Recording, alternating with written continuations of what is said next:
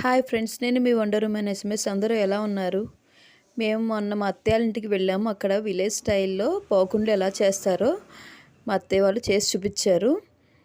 అది మీకు నేను వీడియో తీసేయండి, అది మీకు ఈ వీడియో క్లిప్ చూపిస్తాను. నచ్చితే మీరు కూడా ట్రై చేయండి. అంతకన్నా ముందు మా ఛానల్ని సబ్స్క్రైబ్ చేయండి, షేర్ చేయండి, లైక్ చేయండి, కామెంట్ చేయండి. పోకుండలకి ముందుగా కేజీన్నర బియ్యం పిండికి కేజీ బెల్లం అండి. ముందుగా బియ్యాన్ని ఒక నైటు నానబెట్టేసి తెల్లవారి కొంచెం నీళ్ళు వాడి చేసిన తర్వాత బియ్యం మెత్తగా ఆడించుకోవాలండి. అదే బాగుంటుంది. పోకుండలకి విడిగిపోకుండా బాగా వస్తాయి. ఆడించిన తర్వాత స్టవ్ మీద ఒక బాండీ పెట్టుకొని దానిలో బెల్లం పాకం తీగ పాకం వచ్చేలాగా బెల్లాన్ని తీసుకోవాలండి. ఇలా తీగ పాకం వచ్చేలా చూసుకోవాలి.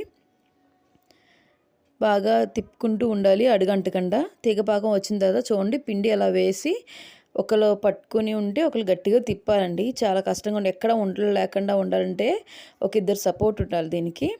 ఇలా తిప్పుతూ ఉండాలి. పిండి వేస్తూ ఉంటే తిప్పుతూ ఉంటేనే బాగా వస్తాయి పోకుండలు. అవి విరిగిపోకుండా ఎక్కడ ఉండలు కట్టకుండా. చూడండి, మొత్తం ఆ బెల్లానికి సరిపడా పిండి అంతా వేసుకొని ఇలా కలుపుకుంటూ ఉండాలి. పిండి వేసేటప్పుడు ఎక్కడ ఆపకూడదండి, ఆపితే ఉండ కట్టేస్తుంది, బాగోదు. ఇలా మొత్తం పిండి అంతా బెల్లాన్ని సరిపడా పిండి అంతా వేసుకొని కలుపుకున్న తర్వాత మనకి చేతికి చుట్టుకుంటే ఉండలా ఇలా అవ్వాలండి. చూసారా, అలా ఉండలా రావాలి. చేతికి ఆయిల్ రాసుకొని ఇలా ఉండలు చుట్టుకొని ఒక్కొక్కటి నూనెలో వేసుకొని వేయించుకోవాలండి.